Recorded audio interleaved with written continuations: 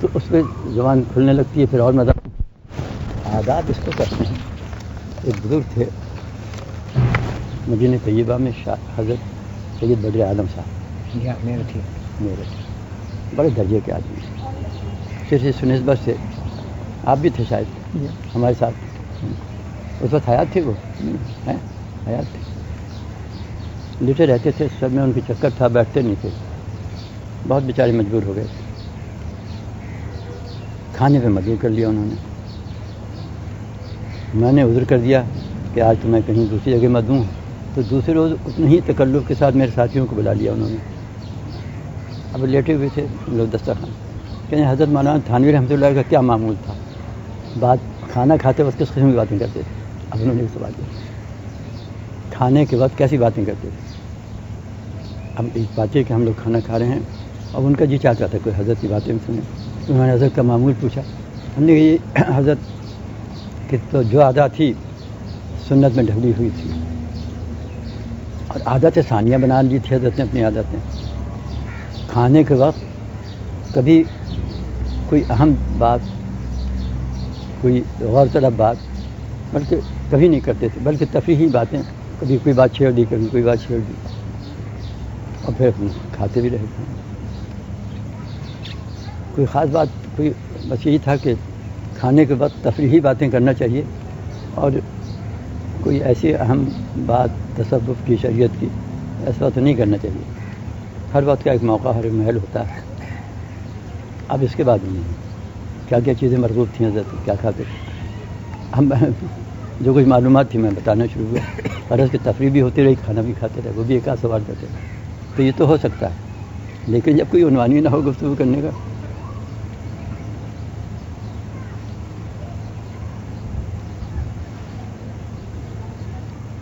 اور بھائی باتیں کرتے کرتے جتنی اہم باتیں تھیں معاشرے کے لحاظ سے، اخلاقیات کے لحاظ سے، عقائد کے لحاظ سے، عبادات کے لحاظ سے، مختلف نشستوں میں کچھ نہ کچھ ہم کہتے رہے.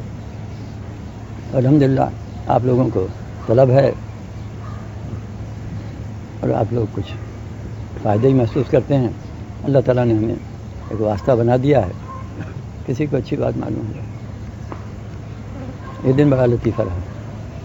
ہم تنہا پہنچ گئے. شاہ بدر عالم صاحب کوئی نہیں لیتے ہوئے کہنے لگے یہ لاؤڈ اسپیکر کے متعلق حضرت کی کیا رائے تھی. حضرت فرماتے تھے، میں نے عرض کیا کہ اب دیکھیے کہاں شروع ہوتی بات. کہنے لگے، میں نے کہا کہ لاؤڈ اسپیکر کو نماز کے درمیان استعمال کرنے کو حضرت اچھا نہیں سمجھتے تھے. اور اسی طرح اذان میں، کیونکہ اذان آدھی ہوئی اب بجلی فیل ہو گئی، خطبہ ہو رہا ہے بجلی فیل ہو گئی، نماز ہو رہی ہے بجلی فیل ہو گئی. اب وہ مقتدیوں کو دھوکہ ہونے لگتا ہے جماعت میں. تو پہلے تو یہ مکبر لوگ ہوا کرتے تھے، دوسرے صف میں سب تکبیر کرتے رہتے تھے. اس لیے حضرت کو پسند نہیں فرماتے خطبے میں اور نماز میں. اور ویسے بعض تقریر میں کچھ مذاق کرنا. کہنے اچھا ریڈیو کے متعلق حضرت کی کیا رائے تھی. میں نے کہا ریڈیو کے متعلق بھی حضرت کی رائے یہی تھی کہ اس کا اچھا ہے اور برا ہے. اگر کوئی تقریر ہے، کوئی اہم اعلان ہے، اب اس کا ذریعہ ہے ابلاغ کا، خبر رسانی کا، استعمال کر سکتے ہیں.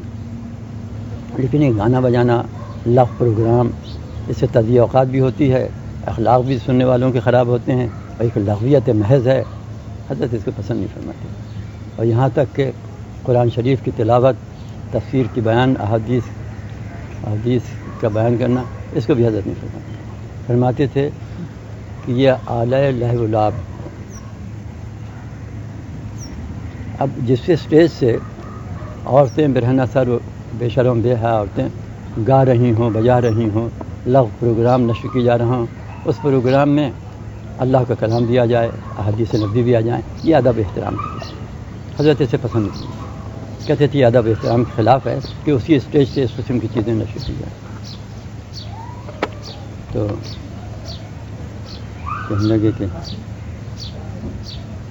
ٹیپ ریکارڈر کے متعلق آپ کی کیا رائے ہے. ٹیپ ریکارڈر تو بالکل محفوظ چیز ہے.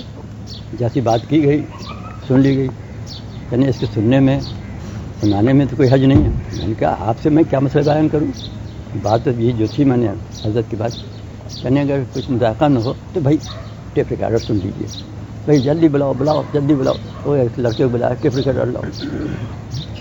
اب ٹیپ ریکارڈر آیا تو اس میں انہوں نے ایک شان خدا ہے یا ایسی کچھ ایک نظم ہے شان الہی، چھپی بھی ہے کتاب میں ہمارے پاس ہے. کہنے کہ ہم نے ایک نظم کہی تھی تو اس کو ایک خوشگلو ہمارے دوست نے اس کو سنائی ہمیں، اور وہ ٹیپ ہو گئی، جی چاہتا آپ کو سنائیں. ہم نے سنا، اتنے عنوانات سے انہوں نے اس چیز کا جواز دے کے سنانا شروع کیا. بڑے خوش ہوئے. یہاں جب کراچی آئے وہ انگریزی تعلیم یافتہ تھے، کسی عہدے پہ تھے، چھوڑ دیا. حدیث شریف سے انہیں بڑا شغف ہو گیا تھا تو اس میں انہوں نے علم حاصل کیا ہے حدیث کا اور حدیث بیان کرتے تھے. یہاں جب آئے کراچی میرٹھ سے تو بہت تنگ حال تھے، کوئی ذریعہ معاش نہیں تھا ان کے لیے. بہت تنگی سے کہیں رہنے سہنے کا بھی انتظام تھا، بہت تنگی سے اخراجات بھی. تو یہاں نشتر صاحب وزیر اعظم تھے، وہ ان کو جانتے تھے.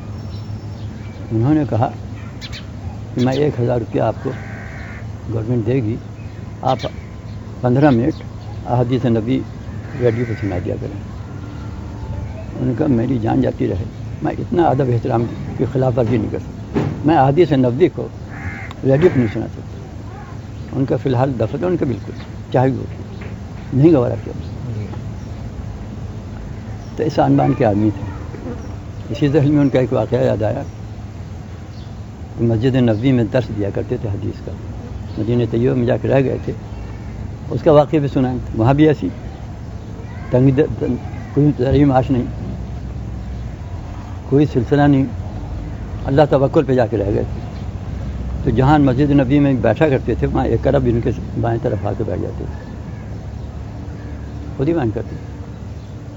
ایک دن کچھ ایسا ہوا کہ کوئی اور صاحب آ کے بیٹھ گئے، وہ عرب صاحب اس طرف آ کے بیٹھ گئے دانی طرف. تو عرب نے ان سے کہا دیکھ کے کہ معاف کرنا، آج میں آپ کے داہنے ہاتھ پہ بیٹھ گیا ہوں.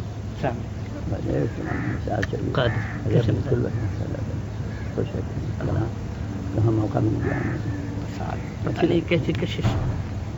کشش بھی ہے، سنتے تو ہیں، محبت میں کشش ہے.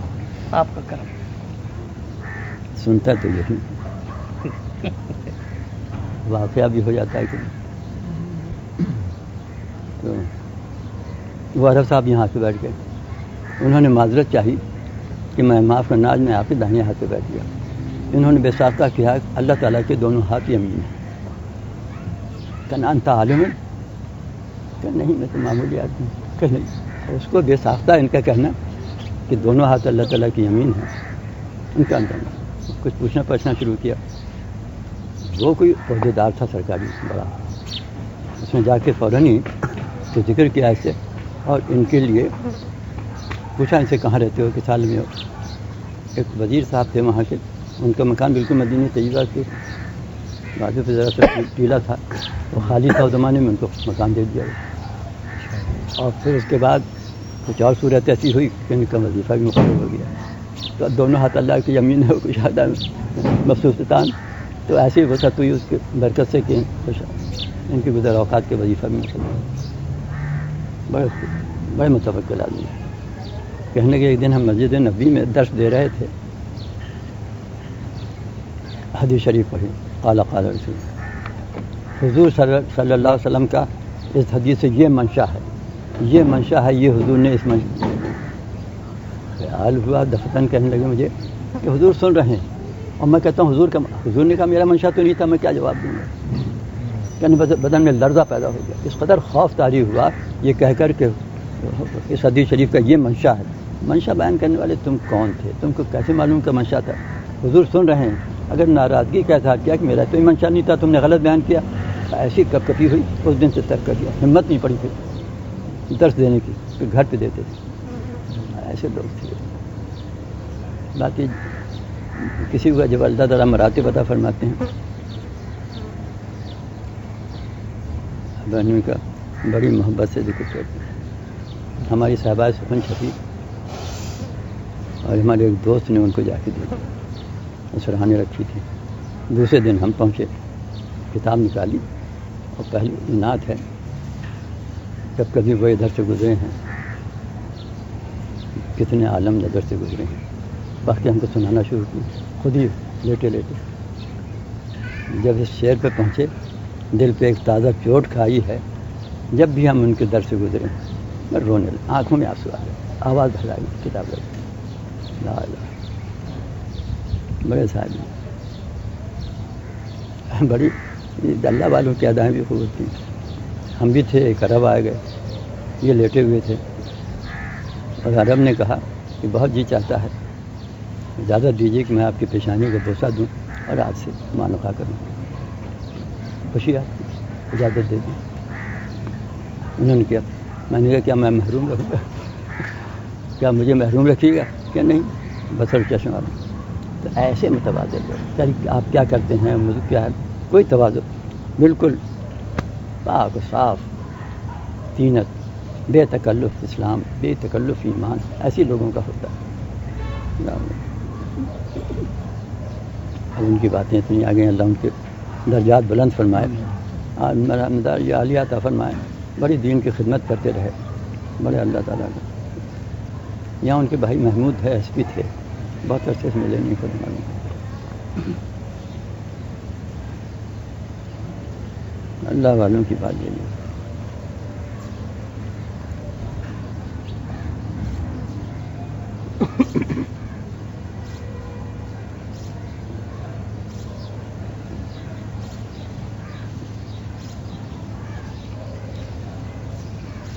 کسی مسلک کے ہوں، کسی سلسلے کے ہوں، اہل حق ہمیشہ صداقت ہوتی ہے، ان میں اخلاص ہوتا ہے. ہمارے حضرت کی سب لوگ قدر کرتے تھے، مختلف سلسلے والوں بھی، نقشبندیہ، سہروردیہ، قادریہ، کوئی بھی ہوں، اور ہمارے حضرت کی بڑی قدر کرتے تھے. ایک صاحب تھے عبد المالک صاحب، ان کا میرا کچھ ساتھ ہو گیا، شاید نقشبندیہ سلسلے میں. کہنے لگے بھائی دنیا خالی نہیں ہے، بڑے بڑے بزرگ موجود ہیں اس وقت، بڑے بڑے درجے کے لوگ موجود ہیں، جس سے چاہو بیعت ہو جاؤ سلسلے والوں کے، اور بڑے فیوز برکات والے لوگ. لیکن بھائی سچی بات اگر پوچھتے ہو تو اپنے تجربے سے کہتا ہوں، جانے کتنی برس کے تجربے سے، کہ جو عقدے باطن کے مولانا تھانوی کے فقروں سے حل ہوتے ہیں وہ کسی تقریروں سے اور تقریر سے. یعنی سچی بات تو یہ ہے کہ حضرت کا ایک فقرہ بھی بعض وقت ایسا ہوتا ہے کہ دل کی پڑا کھول دیتے ہیں. ایک بزرگ تھے، یہاں آیا کرتے تھے، مولانا عبد الغفور صاحب مدنی. بھائی میں نے ایسا متواضع آدمی نہیں دیکھا. میں نے دیکھا ہی کہ اول تو سابقہ پڑا بڑے بڑے عالموں سے بھی اور صوفیوں سے بھی، اتنا متواضع میں نے نہیں دیکھا. آپ تھے ہمارے ساتھ، مدینہ بھی یہاں بھی. ہاں بھائی اتنا مزہ، برہنہ پا آتے تھے مجھے کار تک پہنچانے کو کہ تمہاری حضرت سے نسبت ہے. اس دن کا واقعہ جو یہاں گئے تھے ہم آپ ملنے کے لیے، معلوم ہو کہ ڈاکٹر عبداللہ کھڑے ہو گئے مان کا، تو قالین بچھا تھا، مسند رکھی تھی، اس پہ مجھے درمیان میں بٹھا لا، خود کنارے جا کے اور کہ بھائی میں سب سے، اور ان کے تمام مریدین بیٹھے ہوئے، ایک دو سب حلقہ لگا ہوا مریدین کا، کہ بھائی دیکھیے میں اعلان کروں کہ مجھے آج تک حضرت مولانا تھانوی رحمۃ اللہ علیہ سے، حضرت حاجی صاحب رحمۃ اللہ علیہ سے فوج پہنچ رہا ہے، برابر انہی کا فیض میں محسوس کر رہا ہوں، اور بہت ہی اب تک میرے ساتھ ان کی فیض برکات. مگر بھائی یہ بھی بتا دوں سب کو کہ جتنا ان لوگوں کا فیض ہے وہ میرے شیخ کے واسطے سے مجھ کو ملتا ہے. یہ آ جائیے، آگے آ جائیے، یہاں یہ چاہے اچھا ہے. تو بزرگوں سے جن کا جو لوگ حق پسند ہوتے ہیں وہ کبھی یہ نہیں دیکھتے کہ نقشبندیہ، سہروردیہ، قادریہ کیا چیز ہے، بلکہ وہ دیکھتے ہیں حق کہاں، سب حق. تو ایسے قدردان تھے وہ. اب میرے ساتھ ان کو ایسی تھی برہنہ پاک کہاں تک پہنچانے آتے تھے. بہت سخت بیمار ہوئے مولانا عبدالراشد غفور صاحب مدنی، تو یہاں آئے علاج کے لیے. تو ان کے ایک مرید نے کہا کہ ڈاکٹر عبداللہ نے آپ کو سلام کہا ہے اور کسی بتا کہیں نہیں، ڈاکٹر صاحب کو زحمت نہیں دے، میں خود چلوں گا. خیر یہاں ڈاکٹروں نے معائنہ نہ کیا، ان کے قلب کے اوپر کوئی اثر تھا. انہوں نے کہا کہ اب جن کا مرض جو ہے وہ قابو میں نہیں آ سکتا، بہت بڑھ چکا ہے، ان کو واپس لے جاؤ. واپس چلے گئے. وہاں جا کے انہوں نے تار لیا یہاں پکولا والوں کو حبیبہ کہ ڈاکٹر عبداللہ کو لے کے فوراً ہوائی جہاز سے آؤ. 2 آدمی میرے پاس پہنچے شام کو کہ حضرت نے آپ کو یاد کیا، بہت جلدی آپ چلے چلیے. میں نے کہا کہ من جانب، اب دیکھیے اس میں غور کرنے والی بات ہے. من جانب اللہ ایک سامان ہوا ہے، روضہ اقدس پہ حاضری ہو جائے گی، ایک عمرہ ہو جائے گا، ایک عمرہ بھی مل جائے گا مجھے. اگر میرا شیخ سے تعلق نہ ہوتا، میرے شیخ کو پہچاننا بھی آسان نہیں تھا. اللہ کا احسان عظیم ہے کہ ان کی خدمت میں رہ کے کچھ فہم پیدا ہو گئی، جتنی بھی ہو گئی میرے لیے میرے وسعت سے باہر. میں نے بڑی خوشی کا اظہار کیا. میں نے کہا مفت میں ایک من جانب اللہ سامان ہوا ہے. فوراً قلب نے، ضمیر نے یہ کہا کہ تم کو یقین ہے، انہوں نے بلایا ہے کہ تمہاری دوا سے فائدہ ہو جائے گا. یہاں کے ڈاکٹر جواب دے چکے ہیں اور تم غرض تمہاری ان کے اخراجات سے تم کو لے جانے کو پہنچانے کے تم کو ایک سہولت جو ملی ہے، اس سے تم یہ مقاصد تمہاری یہ ہے کہ وہاں کے عمرہ ہو جائے گا، پہ حاضری ہو جائے گی. مگر کتنی بڑی خیانت ہے کہ ان کی امید بن کے جا رہے ہو کہ ان کے آنے سے کچھ علاج ہو.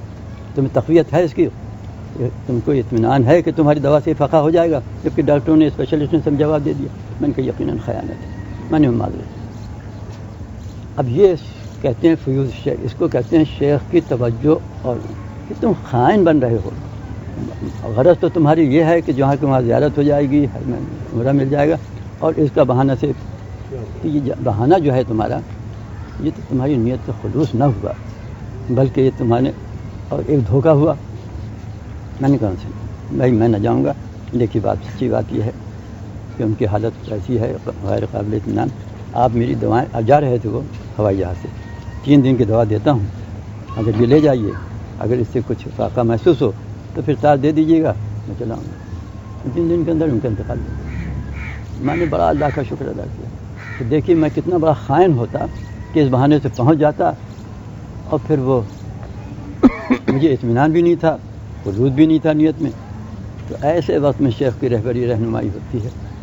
اللہ کا شکر احسان ہے کہ بڑی بجائے اس کے افسوس ہوتا، بڑی خوشی ہوئی. اللہ کا شکر. تو کہتے ہیں بزرگوں کے فیوز و برکات کیا ہوتے ہیں، اللہ تعالیٰ عین موقع کے پر ہدایت عطا فرما دیتے ہیں. ورنہ یہ بات مجھے عمر بھر کھٹکتی، اور مجھے کہتا کہ میں نے دربار میں دونوں جگہ مجرمانہ حیثیت سے حاضر ہوا ہوں، کیا میری نہ خلاص ہے نہ کچھ ہے. اللہ تعالیٰ نے بتایا. ایک ایسی اور موقع ملا جس میں اللہ تعالیٰ نے مجھے رہبری کی. میں حج کی اور عمرے کی اور زیارت نبی صلی اللہ علیہ وسلم کے متعلق کچھ اشتیاق، کچھ مشتاقانہ باتیں کر رہا تھا. ایک صاحب ہیں، نام نہ لیں گے، آپ جانتے ہیں، کہنے لگے آپ سے چپکے سے بات کرنا ہے. نہیں چاہیے، یعنی آپ میرے ساتھ چلیے، میں حج کرا لوں گا، سارے اخراجات میں دے دوں گا. میں نے کہا نہیں. کہنے آپ بالکل بے تکلف چلیے، میں آپ کا عمرہ کرا لوں گا یا حج کرا لوں گا، حج کے لیے میں سارا بیان میں دوں. اب صاحب ایسا محسوس ہوا، کان میں شیخ سعدی صاحب نے شعر پڑھ دیا کہ رفتن بپائے مردی ہمسایہ در بہشت، حقہ کے باوقوبت دوزخ برار. ارے میں نے کہا میں نہ جاؤں گا. عالم نے بات میں نے کہا نہ جاؤں. شیخ سعدی صاحب مجھے کان میں چپکے سے کچھ کہہ گئے. حقہ کے باو رفتن بپائے مردی ہمسایہ در بہشت. حق ایسے صاحب شیخ سعدی صاحب جی چاہتا ہے آپ پڑھائی جائے، شیخ گلستان بوستان آپ پڑھنے کا موقع ہے. جب کچھ سمجھ میں آنے لگا کہ زندگی کیا ہونا چاہیے. طالب علمی کے زمانے میں پڑھا تھا، طالب علم کے زمانے میں پڑھا تو آپ تک یاد ہے. میں نے کہا بھائی میں مقروض بہت ہو رہا ہوں آج کل، جب تک قرض نہ ہو جائے میں نہیں جانا چاہتا. کہنے قرض میں ادا کر دوں گا، قسطوں میں آپ ادا کر دیجیے گا. اب کیا عذر کروں؟ میں نے کہا بھائی میں نہ جاؤں، قسم متصل میرا دل نہیں چاہتا جانے. تو میں یہ کہتا ہوں کسی شیخ سے وابستہ ہونے میں اللہ تعالیٰ خود رہبری رہنمائی فرماتے ہیں، ورنہ انسان بتاتے خود کیا طے کر لے. نفس جانا کتنا فریب دیتا ہے، کیسے دھوکے دیتا ہے، کتنی تعویلیں کرتا ہے، کتنی مصلحتیں بتاتا ہے. تو اب طریقت جس کا نام ہے، اللہ کا تعلق جس کا نام ہے، اتباع سنت جس کا نام ہے، وہاں تعویلات اور مصلحت کوشی جرم ہے. جرم ہے. کیا مصلحت دیتی ہے؟ رنج مشرف سوز را با عاقبت بینی چکار. عافیت ہی بڑی چیز ہے.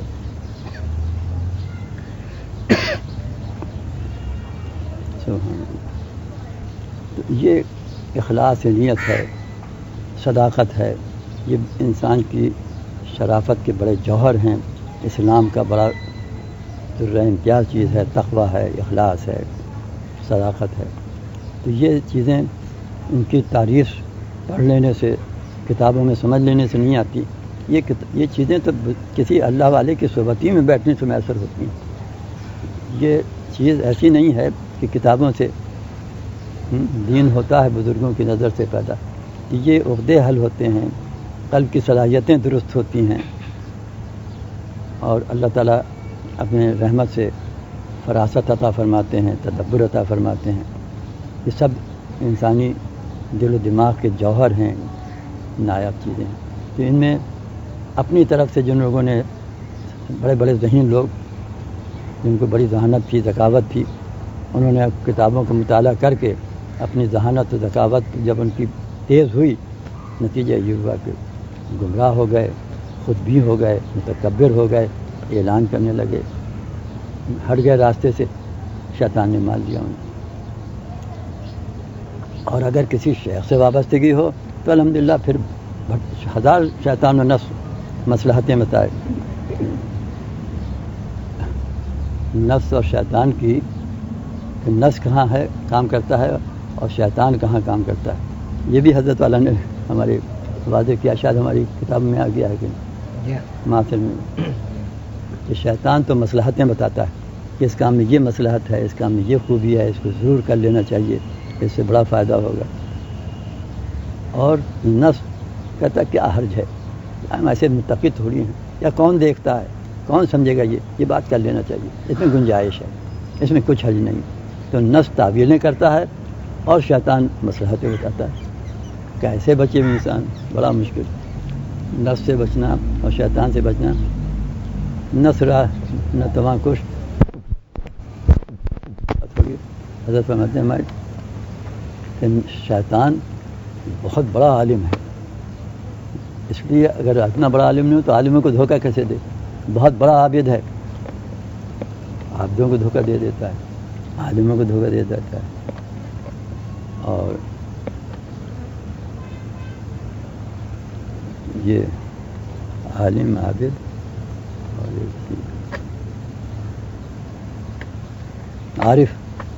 عارف بھی بہت بڑا ہے. عارف تو اتنا بڑا ہے کہ اللہ میاں نے اس کہا کہ پھر مردود کیا گیا اور نکال دیا قیامت تک کے. تو عارف اتنا بڑا ہے تاکہ اللہ میاں کی ارحم الراحمین ہے، رحمانیت کی صفت ان پر غالب رہتی ہے. غضب کرتی ہے، فوراً مانگی کہ مجھے اجازت دے دیجیے، اور مہلت مانگی. اتنا بڑا عارف ہے کہ عین غصے کی حالت میں قہر جب ہو رہا ہے، دعا جو کر لی تمہیں قبول ہو گئی. اچھا جا خیر، وہ تو مشیت الہی تھا سب کچھ ایسا. ہمیں ایسا فرماتے ہیں عاشق نہیں تھا. 3-4 عین ہیں، عابد تھا، عالم تھا، عارف تھا، عاشق نہیں تھا. اگر عاشق ہوتا فوراً سیدھا کر لیتا. وہ تو جو حکم کی تعمیل میں اس نے بس محرومی قسمت کی بات ہے. تو ہر ایک خود ہوتا ہے، بنایا اسی لیے گیا ہے، اس کی وجودی اس لیے ہے. ایک بزرگ کہتے ہیں کہ نفس و شیطان نے ہم کو برباد کر ڈالا. نفسانیت اور شہوانیت ہمارے جذبات ابھارتا رہا یہ، اور ہم سے ایسے ایسے کام کرا لیے اس نے کہ جو ہماری تباہی کا برباد ہو گئے. لیکن جب ہم نے اللہ والوں سے تعلق کیا اور اللہ تعالیٰ کے راستے میں لگ گئے اور کچھ ذکر و شغل شروع کر دیے، کچھ اوراد و وظائف شروع کر دیے، کچھ ان بزرگ کی دعائیں ہمارے شامل حال رہیں، کچھ تزکیہ نفس کے آداب ہم نے ان سے سیکھ لیے، کچھ مجاہدے کر لیے، کچھ ریاضتیں کر لیں، تو اب معلوم ہوتا ہے کہ نفس و شیطان تو ہمارے محسن ہیں۔ پہلے تو ہم ان کو دشمن سمجھتے تھے، اب یہ معلوم ہونے لگا ریاضتیں کرنے کے بعد اور صلاحیتیں ہماری جب درست ہوئیں کہ یہ تو محسن ہیں ہمارے، ہم کو بدی کی طرف مائل کرتے ہیں اور ہمارا رجحان طبیعت اس طرف ہوتا ہے اور فوراً تنبہ ہوتا ہے کہ یہ تو نفسانیت ہے، اس میں شیطانیت ہے، اس میں شیطانیت ہے، فوراً رک جاتے ہیں اور توبہ کرتے ہیں، اللہ تعالیٰ کو مورد بنتے ہیں توابیت کے، رحمانیت کے، تغفاریت کے، یہ ہمیں درجہ ملتا ہے۔ تو معلوم ہے یہ نفس و شیطان اگر ہم کو نہ بہکانے کے لیے آتے اور ہم اپنے مرکز سے نہ ہٹتے تو مورد کیسے بنتے اللہ تعالیٰ کی رحمت، رحمانیت کا، غفاریت کے؟ تو اب تو موسم جہاں شیطان نفس میں بہکایا اور ہم تو کھا گئے، فوراً ان دعوت قلب سے توبہ استغفار شروع کر دی، اللہ تعالیٰ نے توبہ استغفار بھی قبول کر لی، پاک صاف بھی کر دیا اور ان کا قرب بھی بڑھ گیا۔ تو اب نفس و شیطان کے بہکانے سے اب ہمارا قرب خداوندی بڑھا کرتا ہے، تعلق میں اللہ کا بھی ہوا کرتا ہے۔ تو مگر بھائی شرط یہی ہے کسی بزرگ سے وابستہ ہو، بچانے والے وہی ہوتے ہیں، کوئی نہیں بچاتا۔ دیکھو قصہ ہم نے شاید بیان کیا ہے کبھی آپ کے سامنے، امام راضی رحمۃ اللہ، بہت بڑے راضی، بہت بڑے عالم تھے، بڑے فلسفی تھے، فخر الدین راضی ایک بزرگ کی خدمت میں پہنچے، بڑے زمانے کے، اس زمانے کے بڑے بزرگ تھے، کہ حضرت یہ علوم باطن کیا چیزیں؟ ہم نے علوم ظاہر تو سب پڑھ لیے اور بڑا اس میں درجہ کمال حاصل کر لیا، الحمدللہ کوئی اشکال باقی نہیں رہا، لیکن یہ علوم باطن کیا چیز ہوتے ہیں؟ ان کا علوم باطن کیا کرو گے؟ بس تمہارے پاس سرمایہ کافی ہے، چلے جاؤ۔ ان کا نہیں حضرت اس کو بھی ہم کچھ چاہتے ہیں، ان کا اچھی بات۔ تو ان کا سردی کا زمانہ تھا، اٹھے بزرگ اپنا کمبل ان کے اوپر ڈال دیا کہ ہم ابھی آتے ہیں، تم بیٹھو گے۔ اب وہ جب لوٹ کے آئے تو یہ ادھر ادھر بڑی پریشانی سے دیکھ رہے تھے۔ ہم نے کیا دیکھ رہے ہو؟ یعنی صاحب کان سے کچھ آواز نکل رہی، سر سر سر سر ہو رہا ہے۔ ان کا نکلنے تو یہ فلسفہ نکل رہا ہے تمہارا۔ ارے ان کا عمر بھر کی کمائی میری کمبل کو پھینک دیا انہوں نے، کہا میری عمر بھر کی کمائی غارت ہو جائے گی۔ اچھا آپ نے سر سر سب نکل جائے گا، میں خالی رہ جاؤں گا۔ تو بھائی تیری خوشی، چلے گئے۔ اب ان کا آخری وقت ہوا کہ اس وقت یہ بزرگ جن کے پاس آئے تھے وضو کرنے کے لیے بیٹھے تھے، لوٹا ہاتھ میں تھا، وضو کرتے کرتے رک گئے اور لوٹا ہاتھ میں لیے رہے، اور چہرے کے اوپر بڑا تاب معلوم ہو رہا تھا۔ خادم دیکھ رہے تھے کیا بات ہے، خاموش ہو گئے ہیں اور چہرہ سرخ ہو گیا ہے اور لوٹا ہاتھ میں لیے ہوئے۔ بس ایک دفعہ لوٹا پھر کہہ کیوں نہیں دیتا کہ میں نے اللہ کو بے دلیل پہچانا۔ اس کے بعد بیان کیا کہ اس وقت امام راضی کا آخری وقت تھا نزا کا، شیطان پہنچ گیا کہ کیا لے چلے دنیا سے، ان کا توحید کے کیا مانی، ان کا راستہ بلا، کیا دلیل ہے آپ کے پاس؟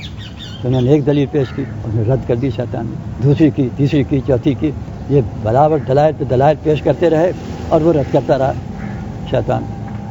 اب ان کے پسینے چھوٹنے لگے، اب وہ اللہ تعالیٰ نے منکشف کر دیا ان بزرگ کو جن کا کمل اوڑھ چکے تھے کہ میں خانے کا محروم بھی محروم نہیں ہے، اللہ کے ایک مقبول بندے کا کمل اوڑھ لیا ہے، تو اس وقت اللہ تعالیٰ کی شان رحمانیت یہ تھی کہ اس کو کیوں محروم کیا جائے؟ تو ان پہ منکشف کر دیا کہ شیطان سے مکالمہ ہو رہا ہے راضی کا۔ تو جب یہ 99 ان کی دلیلیں شیطان نے رد کر دیں، اب یہ ان کے پسینے چھوٹنے لگے۔ انہوں نے لوٹا کہ میرے پاس سبھی دلیل یہ ہے کہ میں نے خدا کو بے دلیل پہچانا، میں یہ کہا اشہد لا الہ الا اللہ محمد رسول اللہ۔ تو بزرگ سے تعلق یہ ہوتا ہے کہ آخری وقت میں بھی کام آ جاتا ہے۔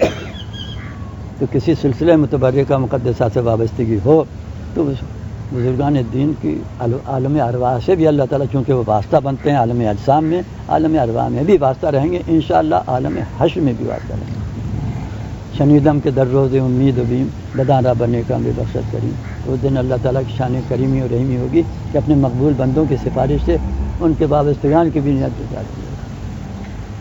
شنیدم کے در روزی امید بداں دادا نہیں سمجھے کسی اللہ والے سے تعلق ہونے میں بڑی عافیت یہ ہے کہ شیطان و نفس سے انسان بچا رہتا ہے. یہاں ایک واقعہ بیان کرتے تھے، حکیم محمد یعقوب صاحب تھے قدوسی، بنس روڈ پر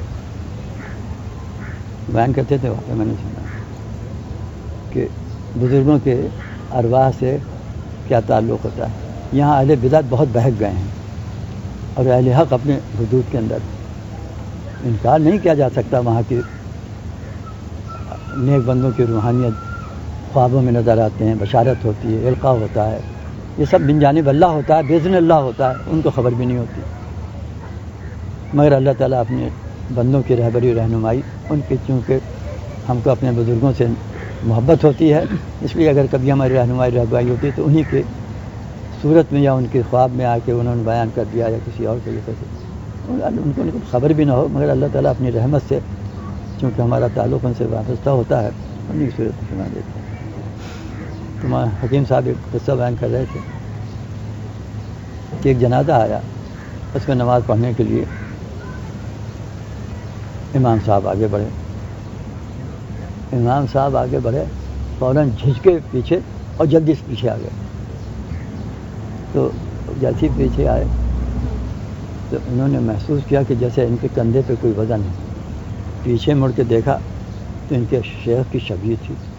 اب دیکھیں یہاں پر عقیدے جو ہوتے ہیں کمزور والے تو بہک جاتے ہیں. من جانب اللہ ایک لطیف ہے غیبی، اپنے ایک بندے پر رحم کرنا منظور ہے. ان کے شیخ کو پتہ بھی نہیں کہ دیکھو جاؤ بسم اللہ کر کے اس کی ناف پہ ہاتھ رکھ دو. یہ شخص زانی تھا، اس کی ناف سے ایک شعلہ اٹھ رہا تھا جس کو دیکھ کے یہ امام صاحب پیچھے آ گئے. یہ بھی صاحب باطن تھے، یہ ڈر کے جو آ گئے تھے وہ ایک شعلہ اس کی ناف سے اٹھ رہا تھا میت سے. یہ ڈر گئے تو انہوں نے کہا کہ اس کے ہاتھ رکھو بسم اللہ کر کے ٹھنڈا ہو جائے گا. یہ ہمارے سلسلے میں داخل ہو چکا. تو جس وقت اس کا نزع کا عالم ہوا اور یہ حالت ہوئی تو تمام بزرگان سلسلہ نے بارگاہ نبی میں سفارش کی اس کی کہ ہمارے سلسلے کی عزت اسی میں ہے، بھرم اسی میں ہے. جب ہمارے سلسلے سے وابستہ ہوا تھا تو اس کو معذب نہ کیا جائے. حضور اکرم صلی اللہ علیہ وسلم نے بارگاہ الہی میں دعا کی ہے اور قبول ہو گئی. تم بسم اللہ کر کے ہاتھ رکھتے ہو نماز جنازہ پڑھ. تو حضرت یہ سلسلے کی جو باتیں ہیں یہ کہ جو ہی نہیں ہیں، ارے ان کے اندر بڑے معنی خیز، بڑے قوت اور بڑی روحانیت ہے. ارے ہم لوگ بڑے خوش نصیب ہیں ان چیزوں سے. تو میں اس سلسلے کی برکت کرتا ہوں. اب اہل بدعت یہاں پہ ذرا بہک گئے ہیں، حدود سے متجاوز ہو گئے ہیں اور ان کو حقیقت واضح نہیں ہوئی، اس لیے انہوں نے غیر حقیقت کو حقیقت سمجھ کر جانے کیا کہ افسانے بنا لیے.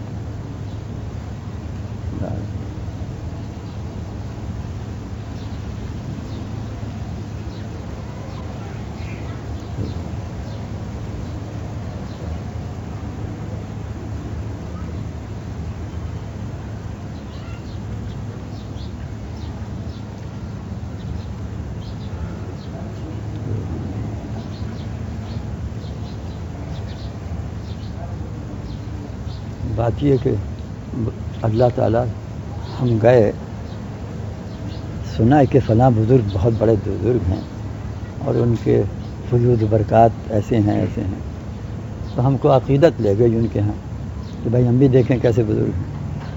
اگر ہمارے مزاج میں دنیاوی منافع ہیں، کچھ کاروبار میں ترقی چاہتے ہیں یا اور باتیں ایسی چاہتے ہیں کہ جس سے ہم کو دنیا حاصل ہو، تو اس بزرگ سے تعلق کر لیں تو وہ ہمارا کام بن جائے گا.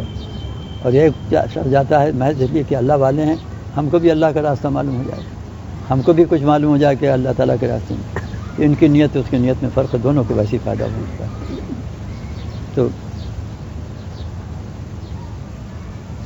ہم گئے عقیدت لے کر گئے، وہاں جو بیٹھے تو کچھ مناسبت معلوم ہونے لگی کہ جس خیال سے گئے تھے دین کی محبت لے کر، اللہ کے رسول کی محبت کی تکمیل کا خیال لے کر، معلوم ہوتا ہے کہ بزرگ اسی طرح کی تعلیم تربیت کرتے ہیں. مناسبت ہونے لگی. اب ہم نے ان سے مناسبت میں حاضری دینا شروع کی. تو دو چیزیں ہیں شیخ سے تعلق کی. یا تو کثرت مجالست یا کثرت مکاتبت، کہ اس سے تعلق قوی ہوتا رہتا ہے، بار بار بار بار بار بار آنے تجدید ہوتی رہتی ہے، تقویت ہوتی رہتی ہے، تعلق بڑھتا رہتا ہے۔ اب ہم سے مناسبت ہو گئی، ان سے مناسبت ہونے کے بعد اب جب ان کے کرم، ان کا برتاؤ، ان کا سلوک ہمارے ساتھ کچھ اور بڑھا، ہمارا بھی کچھ نیاز مندانہ بڑھا، تو محبت ہو گئی۔ جب محبت ہو گئی اب ان سے، تو وہ ہم جو گئے تھے وہ اللہ تعالیٰ کی تعلق اپنے ان کے محبوب نبی صلی اللہ علیہ وسلم کے صحیح تعلق حاصل کرنے کے لیے گئے تھے۔ جب اس شیخ سے ہماری انہوں نے، اب وہ حضرت ہی فرماتے تھے، انہی کا بیان ہے کہ جب دیکھ لیتے ہیں کہ طالب کے اندر صداقت ہے، طلب ہے اور والہانہ عقیدت و محبت ہے، تو وہ کہہ دیتے ہیں بھائی تم سے تو محبت معلوم ہوتی ہے۔ تو وہ جانب اللہ القاء ہوتا ہے شیخ کو کہ تم اظہار کر دو کہ ہم نے اس کی محبت کو قبول کر لیا۔ شیخ تو بادشاہ ہی ہوتا ہے، اور ہم گئے تھے اللہ کی محبت کے لیے، تو جب شیخ نے کہہ دیا کہ ہم تم سے محبت کرتے ہیں تو جانب اللہ، بس وہیں پہ کامیابی۔ جب ان کو اعتراف محبت ہے آج کیا اس سے بڑھ کے اور تمنا کرے، حاصل تمنا تو یہ کہ اگر کوئی بزرگ کر دیں بھائی تم سے تو محبت معلوم ہوتی ہے، لا الہ، وہ من جانب اللہ ہی سوال۔ تو یہ سجود، اب وہ تعلق ہمارا جو تھا اللہ کے لیے تھا، ایمانی اور روحانی تھا، نہ کہ جسم سے۔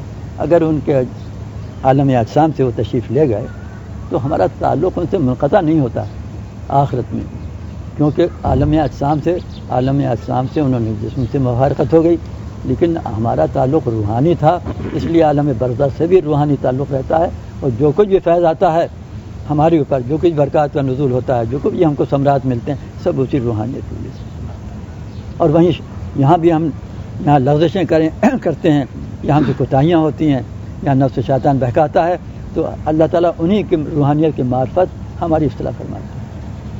کہیں خواب میں بشارت ہوتی ہے، کہیں خواب میں تنبیہ ہوتی ہے، کہیں بیداری میں بھی کوئی اسواج ایسے آ جاتے ہیں جس سے معلوم ہوتا ہے تو دست شیخ غائبہ کوتا نہیں۔ تو عالم اجسام سے بھی روحانیت جو کچھ ہمارے بھائی بہت سی باتیں ہیں، ہم لوگ بہت بے خبر ہیں، اور آج وظائف ہیں، ان کی تاثیریں ہیں، کلام اللہ کی تاثیر ہے، نوافل کی تاثیر ہے، حج کی تاثیر ہے، اشراق کی نماز کی تاثیر ہے، مستحبات کی تاثیر ہے۔ اب ان تاثیرات کے اندر، حدود کے اندر کر رہے ہیں، ان کے ثمرات مل رہے ہیں، مگر کس کی وجہ سے مل رہے ہیں؟ کہاں کیوں نہیں بہک جاتے ہم؟ نفس و شیطان کے کہنے میں کیوں نہیں آ جاتے؟ اس لیے نہیں آ جاتے کہ ایک بڑا قوی تعلق ہے اللہ تعالیٰ سے، ایک واسطہ بنایا تھا ان کو، اس کی طرف اللہ تعالیٰ ہماری حفاظت کرنا۔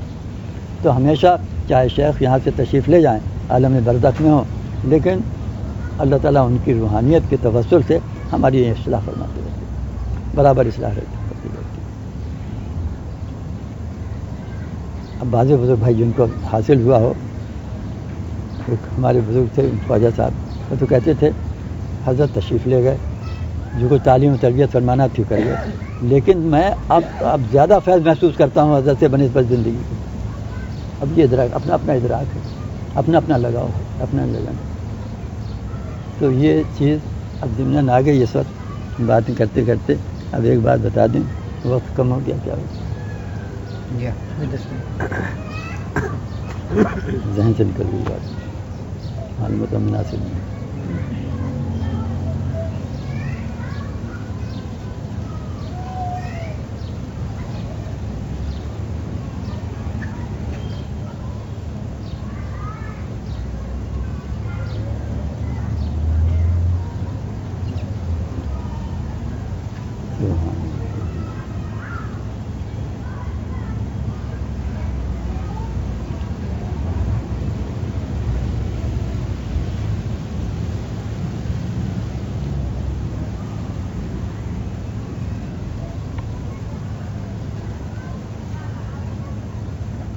برصراط مستقیم ہے دل کثیر گمراہ ہے۔ جب ریاضات، ثمرات، یہ اس کے عبادات، نوافل، مستحبات، اس کے پڑھتے ہیں ہم لوگ، روز کرتے ہیں، پوچھا جائے کہ کیا فائدہ محسوس ہوا، کیا ثمرہ ملا، تو اہل حق جتنے ہیں وہ تو تشنگی رہتی ہے، یہ پہچان ہے اہل حق۔ وہ کہتے ہیں کچھ نہیں ہے، کچھ کرتے ہو، کرتے سب کچھ ہیں، ریاضتیں بھی کرتے ہیں، عبادت بھی کرتے ہیں، اوراد بھی ہیں، نوافل بھی ہیں، سبھی کچھ ہے، بھائی کیا حاصل ہوا اتنے دن؟ بھائی کچھ حاصل نہیں ہوا۔ اور جو اہل باطل ہیں ان کی کیفیات، ان میں سب میں کیفیات بھی ہیں، ان کے اندر محویت بھی ہے، ان کے اندر سرور و انبساط بھی ہے، بس اس کو سمجھتے ہیں کہ ہم کو حاصل مل گیا، ہماری ریاضت کا حاصل مل گیا، جو کیفیات ہم پہ طاری ہونے لگی اور جو واردات ہم پہ آنے لگے تو یہ گویا ہماری عبادات و طاعت کا ثمرہ ہم کو ملنے لگا۔ ان کا جس دن یہ محسوس کیا اسی دن سے ختم، کچھ نہیں۔ تو گویا اپنی عبادات پہ نظر گئی، اس کے ثمرات پہ نظر گئی، عطا الہی پہ نظر نہیں گئی۔ اور ہمارے حضرات نے عطا الہی پہ نظر کرا دی کہ وہاں سے جو ملتا جاؤ اس کے اوپر شکر ادا کرو، اپنے اعمال کو، اپنے ثمرات کا یہ کچھ تمہیں محسوس ہوتا ہے سمجھو کہ انہی کے تصدق، انہی کی حفاظت، ان کی فعل میں ہے اور کچھ نہیں۔ ہاں تو یہ کہنا چاہتا تھا میں کہ دیکھیے یہ ہمارا شجرے جو ہیں اس کی بھی حقیقت یہ ہے، تمام بزرگان دین میں، تمام خانقاہوں میں، تمام نقش سلسلے کا سلسلہ اس طرح ہے کہ جس طرح حدیث نبی صلی اللہ علیہ وسلم کے لیے اسم الرجال ہے، فلاں راوی فلاں راوی فلاں راوی، اور قال قال رسول اللہ صلی اللہ علیہ وسلم، حضرت عبیر میں یہ راوی یہ راوی یہ راوی، قال قال رسول اللہ، حضرت عائشہ رضی اللہ عنہ، تو وہاں تک پہنچتی ہے۔ تو راوی جتنے ہیں سب مستند معتبر ہیں، تب سیاست ہے۔ مسلم شریف، بخاری شریف میں کیا چیزیں ہیں؟ سیاستہ۔ وہ راوی جتنے ہیں سب مستند معتبر اور بڑے پکے پختہ عقیدے کے ہیں، تو ہم نے اس کو سیاستہ نام رکھا ہے۔ یہ حدیثیں غیر متزلزل ہیں، بالکل معتبر ہیں، مستند ہیں، اور اس میں کسی قسم کے کوئی آمیزش نہیں۔ تو کلام اللہ کے بعد صحیح ترین کتاب عالم امکان میں صحیح بخاری وغیرہ سمجھی جاتی ہے۔ تو یہ کیا کہ سلسلہ راوی سب یہاں سے وہاں تک۔ اسی طرح باطن کے سلسلہ، علوم باطنی میں بھی سلسلہ یہ شجرہ جو ہے کس کے ہاتھ میں؟ مولانا کے، ان کا ہاتھ کس میں ہے؟ ان کا ہاتھ کس میں ہے؟ ان کا ہاتھ کس میں ہے؟ ان کا ہاتھ، ان کا حضرت علی کرم اللہ وجہ، حضرت علی، حضرت صدیق اکبر رضی اللہ تعالیٰ کا ہاتھ تک پہنچا، اور ان کا ہاتھ حضرت، تو یہاں سے وہاں تک سلسلہ کہلاتا ہے، کڑی در کڑی، کڑی یہاں سے، تو کڑیاں ہیں یہاں سے وہاں تک۔ تو یہ سلسلہ اس لیے کہتے ہیں کہ کڑی در کڑی زنجیر وہاں تک پہنچتی ہے۔ تو ان بزرگان دین سے وابستہ ہو جانے سے الحمدللہ سب طرح کا۔ اب اس کے اندر سلسلے کے اندر کچھ جواہرات کی کڑیاں ہیں، کچھ سونے کی